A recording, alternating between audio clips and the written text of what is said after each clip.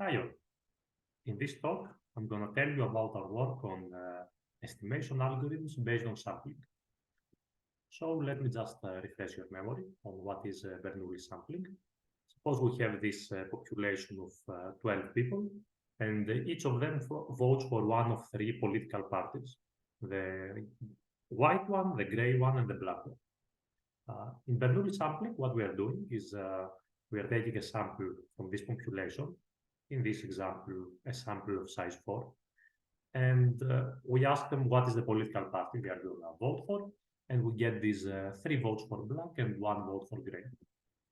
And now, if we check the reality, we see that there are 3 different people voting for white, 3 different people voting for gray, and 6 for black, but our estimation is slightly off.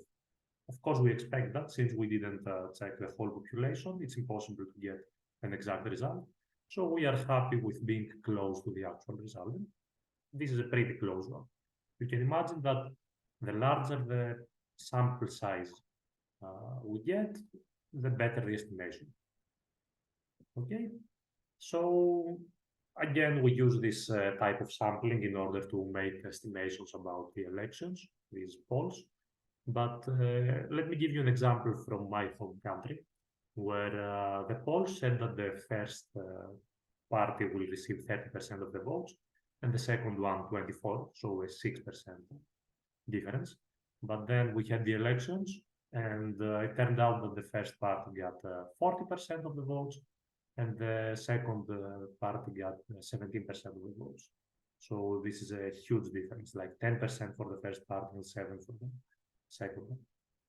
The question is this just some political game going on that we cannot say anything about, or is it actually that these type of estimation algorithms are prone to some errors? In this work, we are showing that under certain conditions, someone must expect large errors, and we propose a way to fix this. Okay, let me give you other examples. It's not only the polls for elections that work like that, but for all these applications that you see here, we can just sample some stuff and generalize on the general population. But now what is the thing? Usually there is not just one party that computes stuff. It's not just that one computer receives all the data for the sample size and immediately makes the computation and generalizes for the whole population, but rather this thing is distributed, like we have different computers or different participants working. Each one may sample some part of the population and whatnot and generalize the results. But you need to do this in a coordinated way.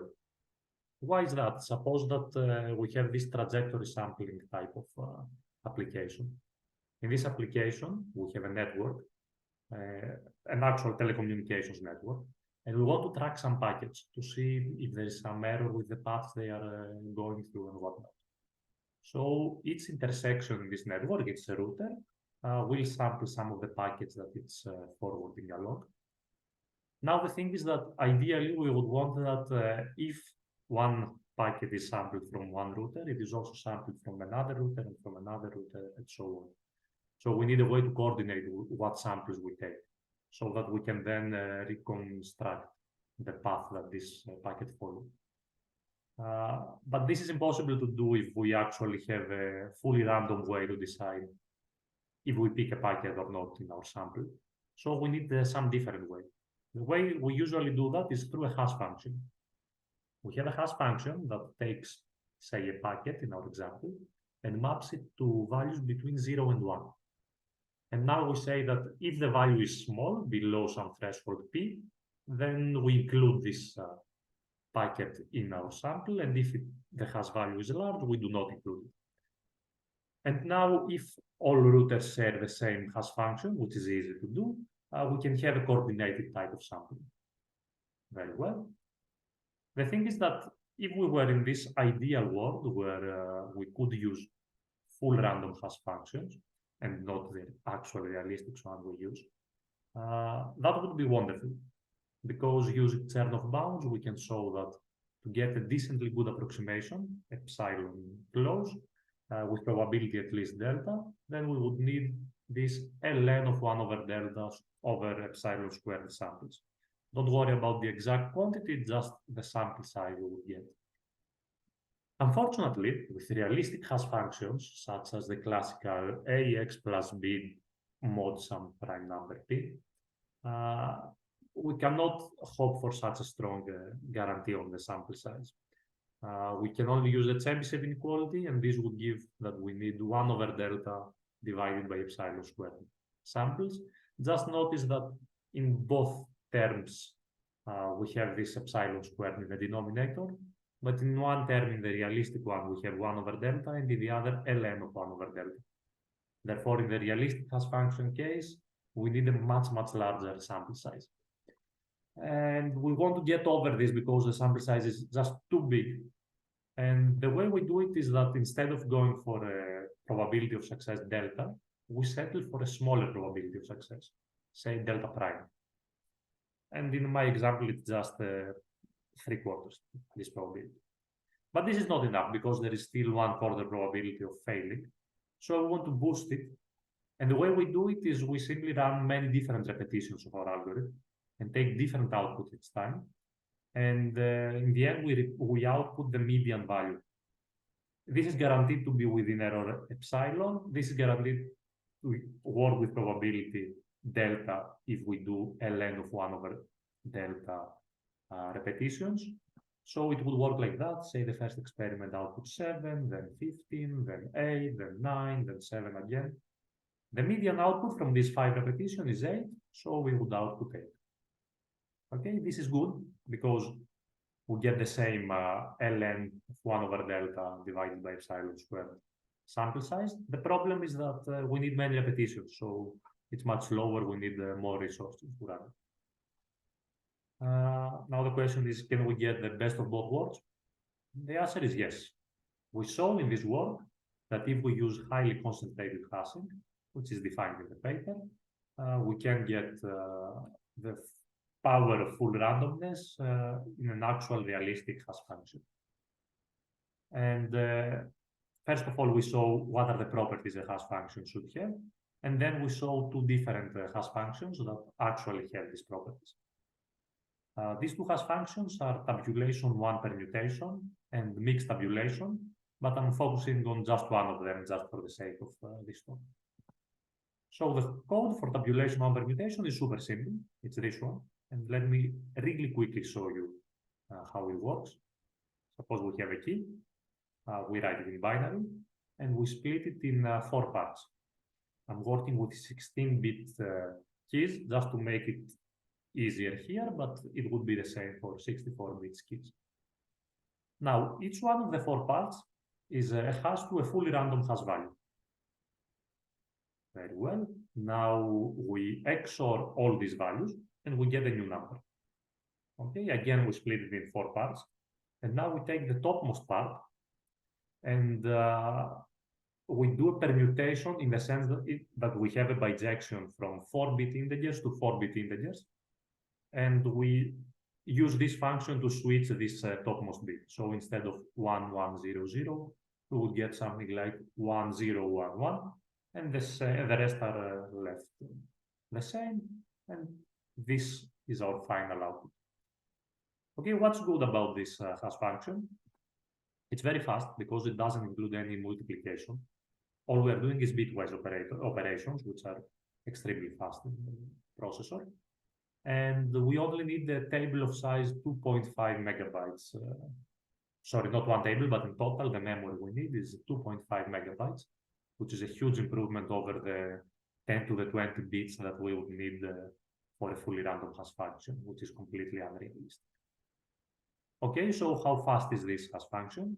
You can see here that tabulation 1 permutation performs almost as fast as multiply shift, which is a super common choice of hash function in practice. And the other good hash function that we suggest, mixed tabulation, it's almost as good as this poly2. Poly2 is the standard AX plus B mod bit prime. Okay, both of them are just slightly slower than the counterparts I told you about, but just slightly. The thing is that the times I'm showing you are just for one repetition. But as we said before, at least theoretically, for multiply shift and poly to work with a decent probability of success, we need to repeat the same experiment again and again. And if we do this just for 5 times, again, 5 times are not enough theoretically. It's just that maybe it's good enough in practice. Again, even for 5 times, which are too few, we see that multiply shift and poly do require much more time. And of course, the Mermur-Haas function, which is used a lot in practice, is way slower. I'm not even gonna talk about it. So we see that we actually get a benefit in time. The question is, do we actually need these repetitions? Like, okay, in theory, a lot of things may happen, but do errors happen in practice? Let me show you that I have these accuracy experiments. In the x-axis, I'm showing the error. In the y-axis, I'm showing the Haas function used. And each dot in this diagram, it's a single experiment. Okay, the darker the dots are, it means there are a lot of dots one on top of the other. So what we see here is actually the opposite of what I'm telling you, which seems embarrassing. It's not, I'm going to explain. But it seems like multiply shift and poly 2 are actually better. It seems that they are always closer than mixed tabulation, tabulation one permutation. They give errors closer to 0. Therefore, one can suspect that maybe I don't need these repetitions. Maybe I just need to use multiply shift. But this is not the case. Why is it not the case? Because in this diagram, in this plot, I just run very few experiments. If I run more experiments, I see that it's only multiply shift and poly 2 that have huge errors. Mixed tabulation and tabulation one permutation never have these bad errors, these errors that are 20% or even more than 50%. Tabulation one permutation and mixed tabulation are consistently very close to the actual error. And the same goes for Mermur-Haas, but this was way slower. That's why I'm not focusing there. Let me give some final words. Why is this? Why does this happen? Why does it seem that if I look into multiply shift and poly 2 and I zoom in, it seems like they are even better? The reason is that under super mild assumptions that you can see in the paper, all these Haas functions, they actually have the same variance. You can think of the spread being the same. But this diagram here tells a different story just because I didn't sample enough. I didn't run a lot of experiments. Since theoretically they should have the same spread, this means that when I get a bad outcome in multiply shift, it would be a very bad one. It would be a 60%. Because again, the spread is the same. And if almost all experiments are super good, it means that some are super bad. That's why I need to perform the experiments, because if I get these 20% errors and 60% errors, I need to somehow rectify it. But this is not the case for mixed tabulation and tabulation implementation. So the bottom line, the moral of this story is that if for some Haas function seems too good to be true, probably it is not true. Probably it is just that we are lucky so far, but if we run more experiments, we are going to see some actually bad outcomes. Thank you a lot for your time.